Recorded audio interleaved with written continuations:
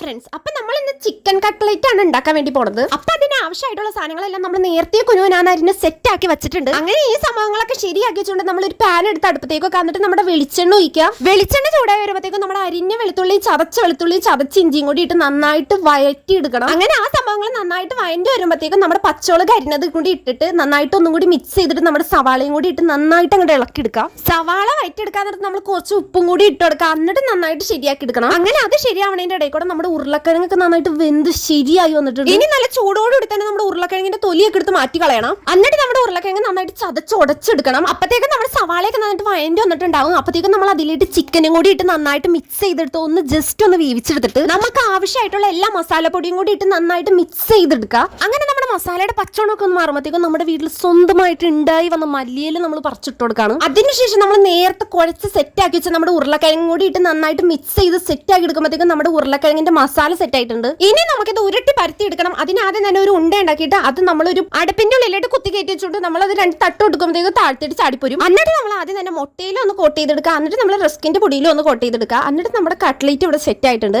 ഇനി നമുക്കിതൊന്ന് പൊരിച്ചാലും കൂടി മതി. അങ്ങനെ നമ്മൾ പൊരിച്ചു കൊടുത്തിട്ടുണ്ട്. അപ്പൊ ഇന്നത്തേക്ക് tata bye bye, see U.